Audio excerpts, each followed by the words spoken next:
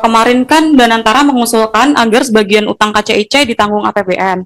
Nah, itu bagaimana Bapak menanggapi permintaan ini, Pak, usulan ini? Terus, apakah selama ini Kemenkyu dilibatkan dalam pembahasan utang KCIC ini, Pak? Terus yang kedua, ada usulan juga untuk pondok pesantren yang di Jawa Timur itu yang ambruk kemarin, katanya mau dibangun lagi dengan dana APBN. Nah, itu apakah Kemenkyu akan menyetujui usulan ini atau gimana, Pak?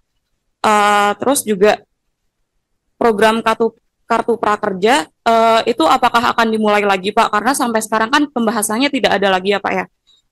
Terus terakhir Satgas BLBI waktu itu kan Bapak katanya sedang mereview, hasilnya apakah sudah ada, Pak? Terus juga apakah akan dilanjut, Pak, Satgas BLBI ini, Pak? Terima kasih, Pak. Mbak, atas masukannya. Wah, ini pertanyaan susah semua nih. Ada yang gampang. Utang KCIC dibiayai APBN. Saya belum dihubungi untuk masalah itu, Mbak. Nanti begitu ada saya di jumpa pers yang mingguan deh saya kasih tahu update-nya seperti apa. Yang jelas sekarang saya belum dihubungin tentang masalah itu. Tapi kalau ini kan KCIC di bawah Danantara kan ya. Kalau di bawah Danantara kan mereka udah punya manajemen sendiri, udah punya dividen sendiri yang rata-rata setahun bisa 80 triliun atau lebih. Harusnya mereka manage dari situ, jangan ke kita lagi. Karena kan kalau enggak ya semuanya ke kita lagi, termasuk dividennya. Jadi ini kan mau dipisahin swasta sama government. Ya jangan kalau enak swasta, kalau nggak enak government. Saya pikir begitu ya Pak. Posisi saya sekarang, yang saya tahu seperti karena saya belum disusun dengan mereka. Terus untuk pondok pesantren, Pak. Pondok pesantren juga saya belum terima. Saya baru baca di media aja kadang dibiayai pemerintah, tapi saya belum tahu siapa yang propose, seperti apa proposalnya saya belum tahu. Kita akan tunggu seperti apa proposalnya. Prakerja juga belum ada.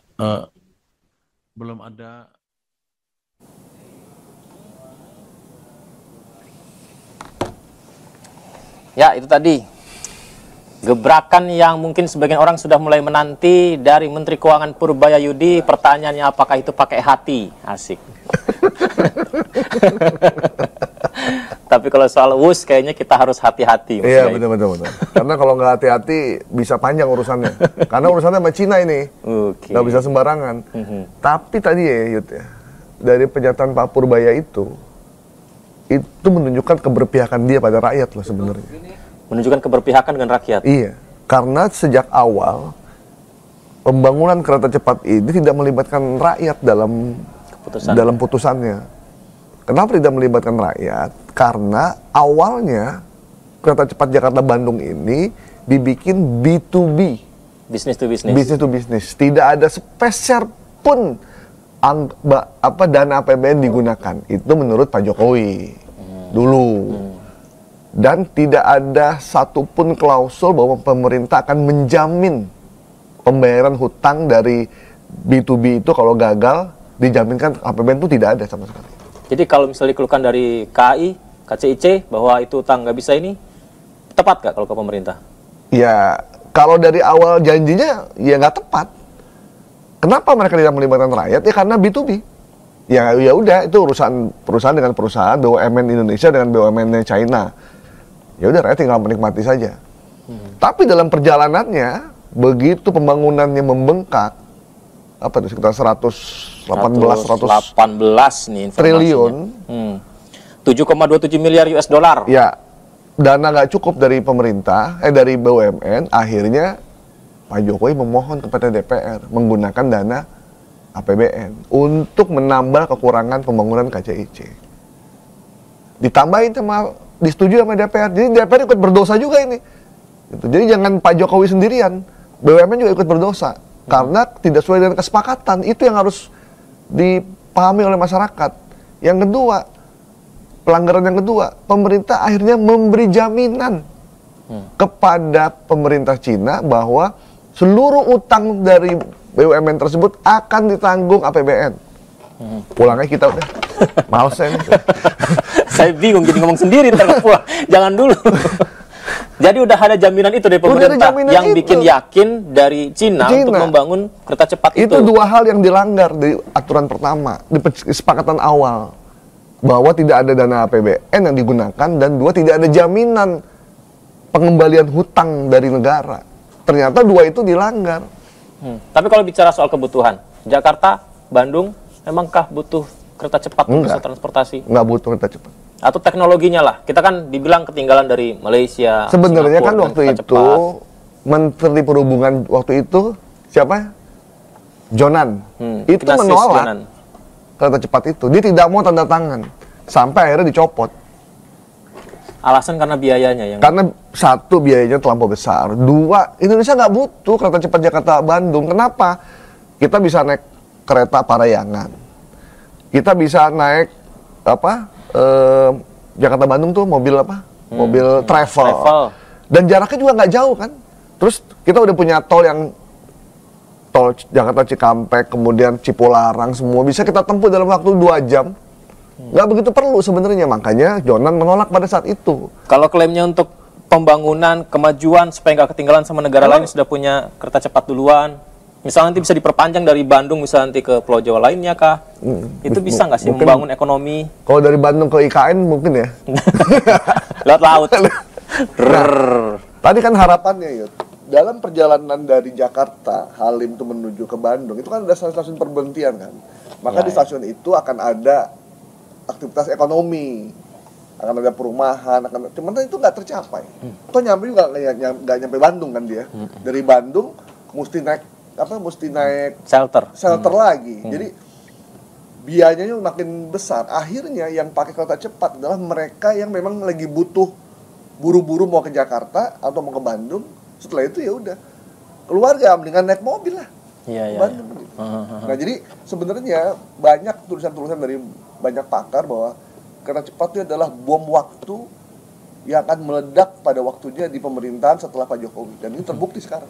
Pengen tahu sebenarnya dia masih ngerugi nggak ya? Ternyata 2025 semester 1 sampai sekarang kerugiannya tercatat 1,65 triliun rupiah. Berarti kalau ini terus berjalan dengan kondisi yang Mas Gaib bilang orang pakai kereta cepat karena buru-buru aja, nggak semua elemen masyarakat, ini bisa nambah terus. Nambah terus dan nggak ketutup kan utangnya 116 T itu, nggak boleh ketutup.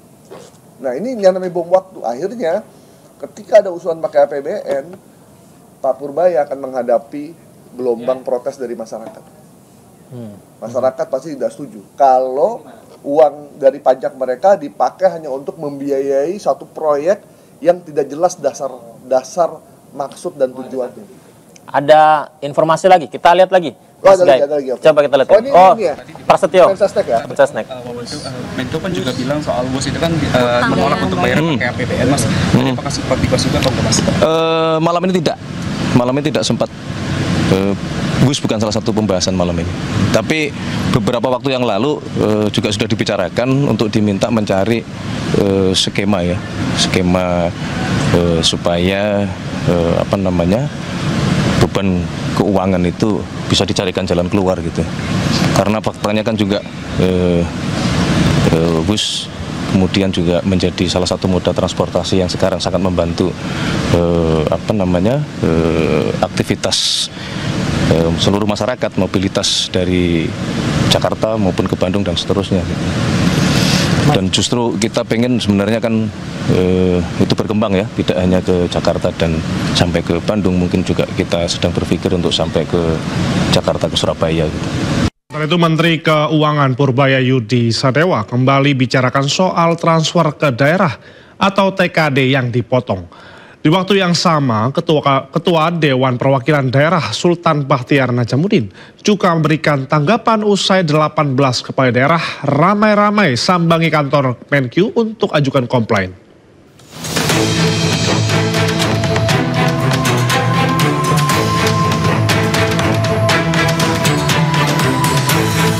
Rencana Menteri Keuangan Purbaya Yudi Sadewa memotong transferan ke daerah menuai protes.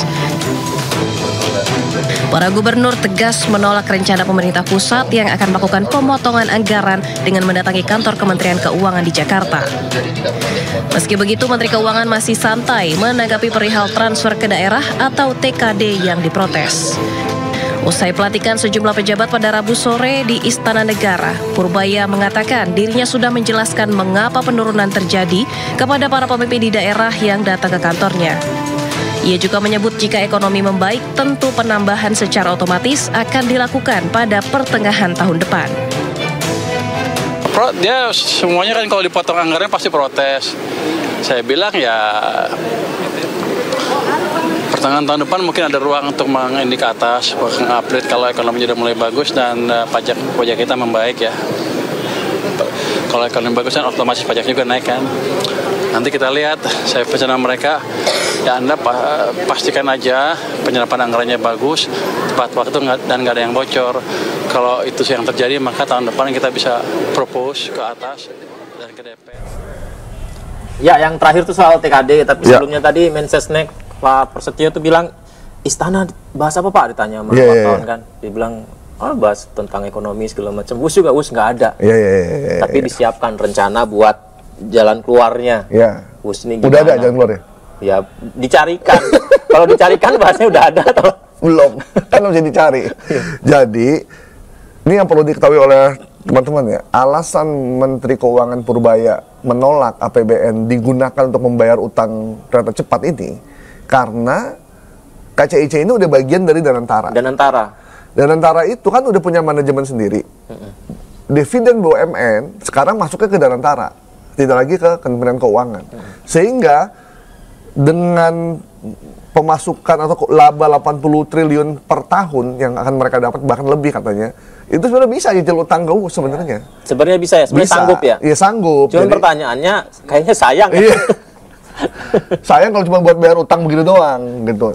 Nah, buat bayar utang dari BUMN ke BUMN aja sayang, apalagi dari dana APBN yang merupakan dana hajat hidupnya rakyat Indonesia, bukan rakyatnya WUS yang naik WUS doang gitu. Jadi memang sebenarnya kalau kita mengikuti berita WUS ini, itu kita nggak kaget lagi kalau sekarang nggak gagal bayar, itu kita nggak kaget.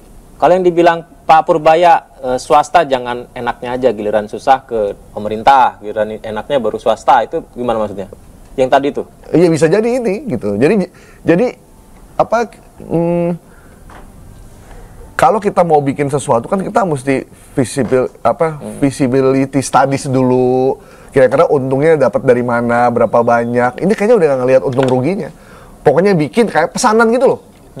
Kayak pokoknya bikin, untung rugi urusan nanti. Ya udah, waktu itu kan presidennya Pak Jokowi, Menteri BUMN-nya Rini Sumarmo, kemudian ada Pak Luhut juga di situ, kemudian banyak lah yang tidak setuju itu Menteri Perhubungan. Jadi, tapi saya cuma mengingatkan bahwa penggunaan dana APBN dan kereta cepat ini bukan cuma tanggung jawab dari pemerintah sebelumnya, juga tanggung jawab dari DPR sebelumnya. Gitu. Jadi teman-teman DPR jangan lepas tangan juga nih. Fraksi-fraksi parpol, Anda semua setuju waktu itu menggunakan dana APBN yang diminta oleh Presiden. Jadi jangan lepas tangan. Sekarang rugi 116 triliun, maka ayo. Malah patungan. Ketempuan yang sekarang ya Mas. Iya, kasihan Pak Prabowo. Masuk tuh barang. Masuk barang itu. jadi jangan cuci tangan, jangan wah iya nih WUS rugi. Ingat, waktu itu kalian juga setuju. Ya, kalau mau ayo setengah gaji semuanya disumbangkan untuk bayar utang kereta cepat karena Anda tanggung jawab. Nominalnya gede banget ya. Gede banget gitu. Jadi sebenarnya Menteri Perhubungan waktu itu, para pengamat transportasi, ekonom, itu semua nggak ada yang setuju ke proyek ini. Kalau jarak ke Jakarta Surabaya, mungkin orang masih make sense ya. Karena menempuh perjalanan darat dari Jakarta ke Surabaya itu butuh waktu sekitar 12-14 jam. Tapi kalau ke Bandung kan sekarang udah nggak berasa yuk naik kereta ke Bandung, naik mobil ke Bandung. Tahapannya itu dulu kali Mas Gaib. Bandung dulu, habis itu Garut. Bukan, maksudnya itu ruginya. Ya maksudnya manjang gitu nanti ke Surabaya, siapa tahu nanti ke IKN tuh ujungnya tadi yang. Ruginya udah nggak ketulungan ini. Jadi memang harus segera dituntaskan dan pemerintah Cina saya yakin nggak mau tahu. Utang gimana caranya tuh urusan lo, urusan gua bayar aja utang lo. Dan itu nggak bisa dibatalkan. Nah menariknya dengan kondisi yang pemerintah lagi mikir-mikir nih untung ruginya. Terus tadi bilang juga Danantara bisa ini. Artinya ada anggaran yang harus bijak lah, apakah nih buat bayar utang US atau enggak gitu. Tapi di saat yang bersamaan, berita yang kita tadi nonton, TKD berkurang, daerah-daerah. Gimana? Mendingan buat bayar itu kan? Nah, mendingan duitnya dipakai buat ke daerah, sama daerah diputer lagi untuk bayar pegawai, untuk infrastruktur di daerah, untuk segala macam pembangunan swasta, akhirnya ekonomi tumbuh. Itu yang diinginkan Purbaya kan? Daripada buat bayar utang satu proyek Jakarta-Bandung yang nggak seberapa signifikan terhadap pertumbuhan ekonomi kita. Nggak signifikan, sama sekali nggak signifikan. Jadi kita lagi butuh duit nih buat ke daerah. Terus kita disuruh bayar utang yang proyek yang megananda gitu, nggak jelas juntrungannya. Ya kita mesti bertahun-tahun harus bayarin triliunan utang itu. Jadi miris sih kita ngelihatnya. Tapi yang paling bertanggung jawab tetap pemerintah, Mas Gaib. Pemerintah zaman dulu. Zaman dulu? Ya zaman dulu, pemerintah yang sebelumnya. Ada aturan itu yang buat apa negara harus menjamin akhirnya yang bayar ya. Ya mau tidak mau akhirnya, mau tidak mau ya akhirnya pemerintah yang sekarang tanggungannya. Sebenarnya kalau mau dikatakan kerugian negara, kan kerugian negara ya. Iya ya. Danantara tuh gimana sih manajemen dan sekarang itu kinerjanya itu akhirnya bisa nggak buat? Bisa sebenarnya, bisa. Walaupun ini pekerjaan yang berat sebenarnya. Gimana sih kita ngejalanin proyek rugi? Kalau proyeknya bulan ini untung, besok rugi, kemudian bulan berikutnya untung, untungnya rugi terus untung, itu masih agak ada nafasnya deh. Maksudnya gini, kita masih bisa menggenjot, kita harus untung nih. Tapi kalau ini dari setiap bulan udah berjalan tuh nggak pernah untung, rugi terus. Artinya apa? Ini proyek rugi udah. Padahal ada loh momen-momen ketika keretanya banyak penumpangnya itu. Iya, tapi tetap sebanyak-banyaknya kereta cepat itu nggak akan menutupi kerugian. Tetap nggak untung. Karena udah dinilai terlampau beresiko. Seberapa banyak orang yang akan ke Bandung? Banyak, tapi lebih memilih moda transportasi darat daripada kereta cepat. Saya kalau sama keluarga berempat, terus naik WUS 300.000 atau 400.000. 300 kali 4, iya, 1,2 juta. Pulang balik 2,4. Kalau saya naik mobil, bensin cuma 200.000. Iya. Jalan-jalan di rest area bisa istirahat sampai Bandung, masuk hotel, naik keluar, terus pulang lagi. Nggak perlu shuttle lagi ya, langsung nyampe kota. Iya, langsung nyampe di depan hotel yang kita tuju. Ini kita dengan bayar 2,4 itu belum sampai hotelnya. Mesti nyewa Grab atau mobil jemputan hotel ke sana. Terus nanti mau pulangnya ke sana lagi. Terus kita mau keliling kota Bandung, naik apa? Mobil nggak kita bawa, sewa. Jadi bukan buat pariwisata. Sementara Bandung tuh kota wisata, kota belanja, kota kuliner, bukan kota bisnis. Kalau kota bisnis itu Surabaya. Mungkin wisatanya pengalaman di dalam busnya mungkin. Ya iya Mas Gaib. Ya, saya ya kalau sama keluarga naik bus nih ya, saya bilang Nina nih dalam kereta tuh kayak gini suasananya. Vung. Itu tuh pengalaman loh. Katanya kalau baru minum air mineral baru setengah udah nyampe kan. Nah iya, kan itu pengalaman yang mungkin mahal. Wajar dibayar berapa tadi? 300 ribuan ya. Gitu. Itu mungkin situ mungkin. Cuman nggak tahu juga ya. Tapi kan, iya kalau kayak gini, aduh, solusinya gimana ya dari pemerintah ya? Karena kan banyak yang harus dibenerin nih. Kalau saya solusinya pasti pemerintah akan pakai APBN. Ya ujung-ujungnya gitu ya. Iya. Karena mau pakai dana apa lagi? Berarti efisiensi untuk lini yang lain. Iya. Ya itu. Termasuk daerah harus kreatif. Nanti minta persetujuan DPR kan, yang kita DPR-nya setuju atau tidak. Tapi dengan statement Pak Purbaya itu, Pak Purbaya kan mewakili pemerintah. Dan dia bilang waktu itu bahwa saya hanya mendengar dan mengikuti presiden. Semua yang saya lakukan itu semua atas perintah presiden. Yang lainnya saya nggak peduli. Artinya dengan Purbaya ngomong begitu, itu udah setuju presiden bahwa APBN tidak bisa digunakan untuk membayar utang kereta api cepat. Tinggal bagaimana solusi pembayarannya, ya nanti dicari solusinya. Kayaknya itu ditegesin juga deh sama Mensesnek Prasetyo tadi. Dia bilang kan WUS ini memang jadi moda transportasi, bantu aktivitas segala macam, tapi beban keuangannya kita carikan jalan keluar. Saya nggak tahu jalan keluarnya apa selain dana APBN. Ya kalau pakai Danantara ya siap-siap Danantara membiayai proyek yang tiap bulan rugi gimana tuh. Buat pebisnis punya proyek nih, kita bayar tapi rugi. Itu nyesek juga. Iya. Gitu. Nyesek juga. Jadi kalau ingin melawan rakyat, melawan netizen yang udah lagi kesal-kesalnya sekarang, ya udah silakan aja bayar pakai BBM. Tapi ingat, ini akan tercatat sebagai sejarah bahwa pemerintah ini ikut membantu sebuah proyek yang tidak layak untuk dibiayai oleh APBN. Kalau begitu udah nggak B2B lagi ya Mas ya? Udah nggak B2B lagi. Saya inginnya tiba-tiba Pak Prabowo bilang kembalikan kereta cepat, kembali ke kesepakatan awal, bisnis to bisnis. Top tuh kalau kayak gitu. Gimana? bisa banyak di penjara itu. Gimana? Itu. Saya cuma khawatir. Dulu ada yang mengingatkan nih, Yud. Kalau misalnya tidak pakai APBN, bisa, nggak apa-apa. Cuma nanti akan dibayar pakai saham. Saham dari PT KAI. Jadi nanti saham PT KAI itu berapa persen dimiliki oleh pemerintah Cina untuk bagian dari pembayaran hutang. Jadi hutang bayar pakai saham. Wah, seru nih. Untuk part yang itu tuh. Iya, itu ada yang bilang begitu. Saham PT KAI kan ada sahamnya nih. Ya. Dimiliki oleh Cina. Dikhawatirkan begitu. Karena cuma itu satu-satunya kalau nggak pakai APBN. Pakai Danantara misalkan, cuman kan mungkin nggak semua. Otomatis nanti ketika ini punya programnya sendiri, program kerja sendiri, ini bisa ke Cina. Oh iya. Nggak murni ke APBN nantinya tuh.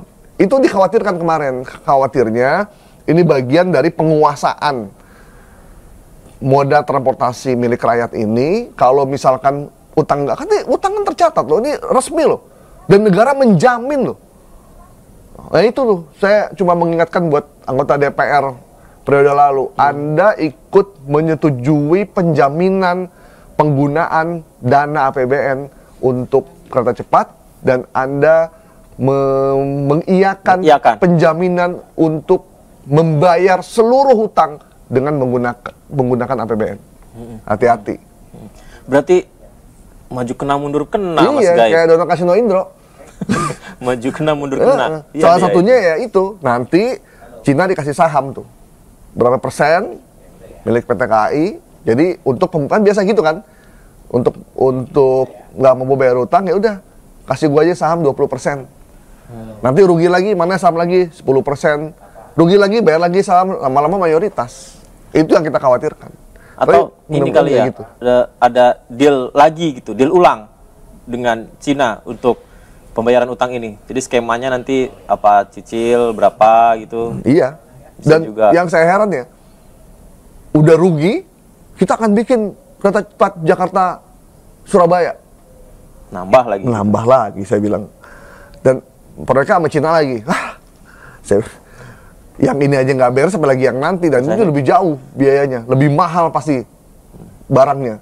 Saya nggak ngerti deh, nggak habis pikir gitu. Naik KRL aja lah, Jakarta Bandung kemarin itu Yud, orang-orang anggap gini, daripada pemerintah ngeluarin duit 118 triliun hanya untuk proyek Jakarta cepat, kereta Jakarta Bandung yang orang banyak menggunakan transportasi lain, ya kan? Mendingan pemerintah memperbaiki dulu tuh jalur KRL yang sangat diminati. Jakarta Bogor, Jakarta Tangerang, Banten, itu kan paling diminati tuh. Iya. Itu aja dulu perbaiki, diperbanyak relnya, kalau perlu fasilitasnya dibagusin, kereta apinya dibanyakin.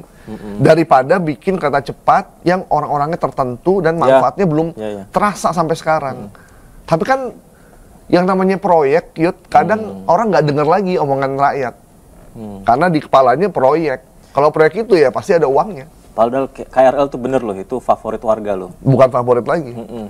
Udahlah. Cuman perlu ada edukasi ke bapak-bapak, ibu-ibu yang buru-buru supaya nggak serobotan. Ya, itu kan serobotan karena jumlah keretanya terbatas. Ya. Coba kalau jumlah keretanya banyak, kan asik sebenarnya. Ya, jadi kadang waktu itu kita berpikir sebenarnya orientasi pembangunan infrastrukturnya Pak Jokowi waktu itu orientasinya kemana sih? Orientasi kepada masyarakat, kepada investor, kepada siapa gitu. Kalau kepada rakyat ya udah perbaiki aja infrastruktur yang rakyatnya butuh banget. Gitu. Itu yang paling penting. Stasiun Tanah Abang aja kan viral. Masyarakat seneng banget. Iya, makanya. Udah jadi bagus. Manggarai. Segala macam. Itu kan lebih oke gitu.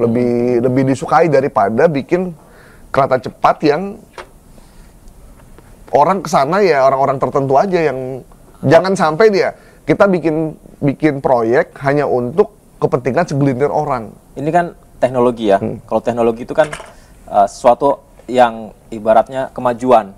Berarti kan, wah ini bagus nih, menjadi sebuah legacy. Berarti keren. Ini berkat. Iya. Gimana ya aku nanyanya? Cuman keren-keren doang ya? Ada nggak sih kayak gitu? Ada. Cuman buat legacy tapi pakai duit rakyat. Merugikan rakyat. Kalau legacy itu sama sekali tidak pakai duit masyarakat. Bener-bener bisnis to bisnis. Jadi pembangunan itu dilakukan oleh pengusaha, pengusahanya untung, kotanya maju. Itu yang benar. Kalau kita pakai duit rakyat, duit APBN, utangnya kotanya maju, utangnya juga nambah. Nah, itu yang paling mengerikan. Jadi harapan kita nih ke depan, pemerintahan Prabowo Gibran jangan diulangi lagi kasus seperti ini. Ya. Sebuah proyek yang hanya untuk kepentingan orang-orang tertentu yang tujuannya tidak jelas buat apa, tapi dipaksakan dibangun. Karena dulu saya sempat dengar ya, ada suatu maskapai di Indonesia yang setiap tahun dapat penyertaan modal negara, penyertaan modal pemerintah. Rugi disuntik lagi. Ada nih maskapai nih, rugi disuntik lagi. Pokoknya gambar ini logonya burung, suntik di ini lagi. Terus kita tanya nih, saya waktu masih liputan di DPR, saya bilang, Bang, ini kan ini perusahaan rugi terus. Apa sih DPR nyuntikin lagi dana? Jawabannya apa Mas Gaib? Habis kalau ini tutup, kita anggota DPR ke daerah naik apa? Lu. Coba tuh bayangin. Itu gitu? Real tuh. Masa kita mau naik kapal sebelah, bahaya lah kalau jatuh gitu. Ya, rakyat juga naik itu. Iya, makanya gitu. Jadi ini saya bilang, buset ya, sampai sebegininya ya. Jadi makanya wajar kalau sekarang dia nggak untung, tiap rugi disuntikin dana, ganti manajemen, rugi lagi suntikin dana, ganti manajemen. Udah gak luang tutup lubang aja. Duit rakyat habis hanya untuk mengurus satu perusahaan yang tidak pernah untung, tapi tetap bagi bonus, bagi tentim, bagi-bagi semua. Nah, itu yang sekarang ini lagi dengan alasan itu bermanfaat untuk anggota dewannya sendiri gitu. Makanya sekarang kan Pak Prabowo lagi berusaha untuk memperbaiki BUMN, tantim-tantimnya segala macam tuh dihilangkan, komisaris juga harus jelas pekerjaannya. Ya mudah-mudahan ini berjalan dengan baik, jangan sampai duit yang banyak itu hanya untuk kepentingan segelintir orang yang kaya dia, yang bahagia dia, yang sengsara rakyat. Udah nggak ada lagi kayak gitu-gitu sekarang. Kita kan pengen rakyatnya yang sejahtera ya, dan Pak Presiden ini kan memilih Menteri Keuangan Purbaya Yudi ini kan ingin meningkatkan ekonomi gitu. Ini iya benar. Kadang ini Mas Gaib, ada temen yang bilang katanya jangan sampailah kita terlalu kapok dengan hiburan di media sosial yang kesannya kayak orang baik tapi ternyata mengecewakan di ujungnya gitu. Nah, sosok dan gebrakan dari Pak Purbaya Yudi gimana sejauh ini? Banyak orang nggak tahu ya, sebenarnya Pak Purbaya ini seperti ini itu bukan hal yang baru sebenarnya. Dia semenjak jadi pengamat, staf khusus di KSP Maritim sampai jadi ketua LPS, itu gayanya udah begitu. Bahkan di LPS dia pernah ngomong lebih gila dari yang sekarang dia omongin. Cuma waktu itu kan tidak tersorot kamera. Karena jabatannya. Iya, jadi apa yang dia sampaikan itu, ceplas-ceplos dia, itu memang begitu gayanya. Memang begitu gaya, dan nggak ada yang dirubah. Alami, makanya banyak rakyat suka. Masyarakat organik. Suka. Karena organik, karena dia seneng. ada tayangan lagi, video lagi, kita lihat ini. Nah, ini soal Purbaya nih ya. Soal Purbaya. Sejak pertama kali duduk sebagai Menteri Keuangan RI, Purbaya Yudi Sadewa tak henti menjadi perhatian publik dan telah membuat berbagai gebrakan kebijakan. Salah satu gebrakan paling fenomenal adalah mengucurkan dana 200 triliun rupiah ke 5 bank yang tergabung dalam himpunan bank milik negara. Tak hanya itu, akibat salah satu rencana kebijakannya memotong anggaran transfer ke daerah dalam APBN 2026, Purbaya sempat digeruduk 18 gubernur se-Indonesia Selasa kemarin. Meski demikian, sejumlah gebrakan lain juga telah dibuat Menteri Keuangan Purbaya, di antaranya: pertama, tidak menaikkan tarif cukai rokok pada 2026 untuk memulihkan industri tembakau yang mengalami tekanan bisnis 3 tahun terakhir. Kedua, bagi-bagi diskon pajak seperti insentif PPh 21 ditanggung pemerintah untuk pekerja di sektor padat karya dengan gaji 10 juta rupiah. Ketiga, perpanjang keringanan pajak 0,5% bagi UMKM hingga 2026. Keempat, perangi produk tekstil ilegal yang masuk ke Indonesia dari Cina yang telah menguasai 99% pasar busana seperti busana muslim. Kelima, kejar 200 penunggak pajak besar dengan total tagihan yang sudah ingkrah 50 hingga 60 triliun rupiah. Keenam, membuat kawasan khusus industri hasil tembakau untuk produsen rokok ilegal supaya mudah melegalkan usahanya. Sebulan menjadi Menteri Keuangan, Purbaya mengaku tidak bisa lagi bersantai karena jadwal kerja sebagai bendahara negara sangatlah padat. Ia pun sempat bergurau, tugasnya lebih santai saat memimpin lembaga penjamin simpanan pada 2020 hingga 7 September 2025. Jalan itu nggak kerasa, soalnya tuh jalan terus nggak berhenti, capek juga ya.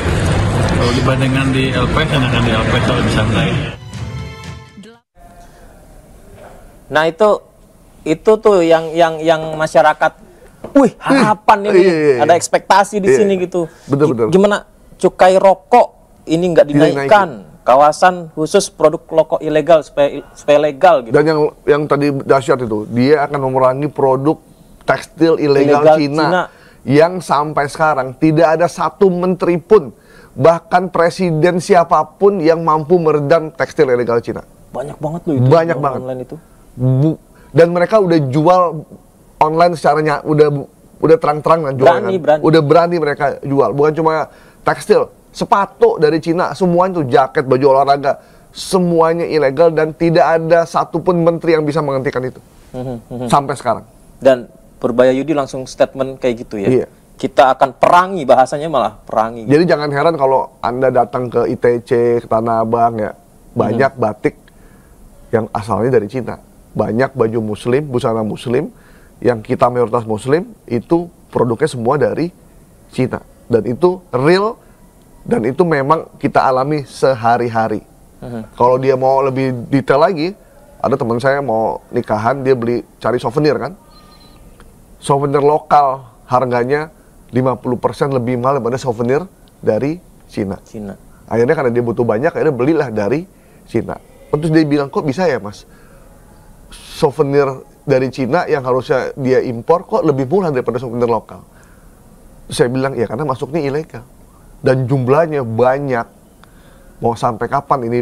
Mudah-mudahan dengan tadi 6 atau 7 tuh dalam sebulan dia melakukan itu, ya wajar kalau Pak Purbaya sekarang banyak dicintai oleh masyarakat yang pengen perubahan, tapi juga banyak dibenci oleh para mafia yang selama ini udah menikmati hasil dari kecurangan yang mereka lakukan dengan melindungi impor ilegal, ngejagain produsen-produsen impor ilegalnya, menguasai distribusi, pengiriman barang, untung dari penggunaan barang-barang ilegal kemudian dijual dengan harga murah, online shop yang juga menjual barang impor, terus para pejabat yang menikmati dari datangnya barang impor kemudian dia legalkan, udah luar biasa banget. Dia wajar kalau dia banyak musuhnya juga sekarang. Pak Purbaya kan kalau ceplas-ceplos itu menarik ya. Kadang dia suka bilang kayak tinggi amat cukainya, Firaun lu. Gitu kan. Terus kayak misalnya jadi wapres masih baru gila kali. Gitu. Statement kayak gitu ya. Yang unik dari sosok Purbaya Yudi ini. Jadi ada yang bilang masyarakat ngomong gini, untuk para menteri kalau Anda tidak bisa buat kebijakan yang bagus buat rakyat, minimal Anda menghibur dia kayak Purbaya. Jadi ini ya, entertain. Gitu. Jadi terus ada yang bilang nih, ini menterinya Pak Prabowo emang cuma Purbaya ya? Sampai sebegitunya loh orang. Artinya buat para menteri ya, Anda nggak usah ngiri dengan Pak Purbaya. Tapi artinya masyarakat tuh pengen punya pejabat yang apa adanya aja, yang nggak usah dibuat-buat, yang ngomong sesuai dengan apa yang ada di pikirannya. Berarti nggak perlu sidak, marah-marah, terus tiba-tiba, ya kan? Ada gitu kan? Ini ada fitur lagi? Belum. Iya. Nah, ini kalau kita lihat ya, ada fitur lagi. Sejak pertama kali menjabat sebagai Menteri Keuangan RI, Purbaya Yudi Sadewa tak henti menjadi perhatian publik dan telah membuat berbagai gebrakan kebijakan. Bahkan hal tersebut membuat popularitas Purbaya melesat.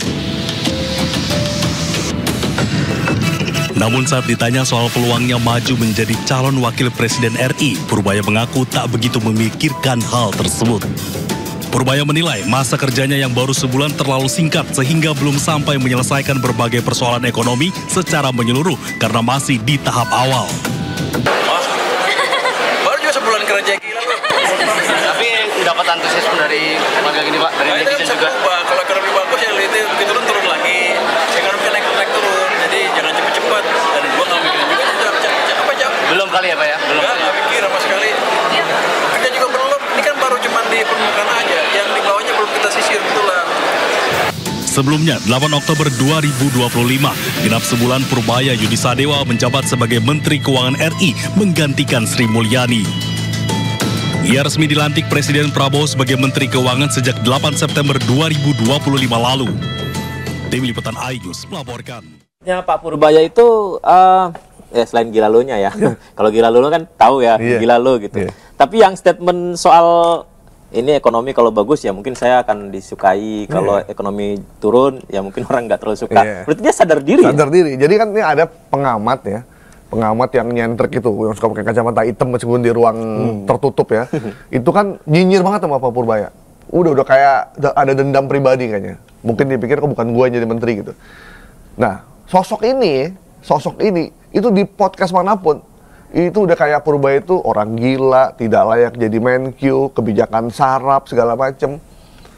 Pertanyaan kita, ente kemana aja selama 10 tahun Menteri Keuangan melakukan situasi yang membuat kayak begini? Diem-diem aja, nggak pernah ngeritik sama sekali.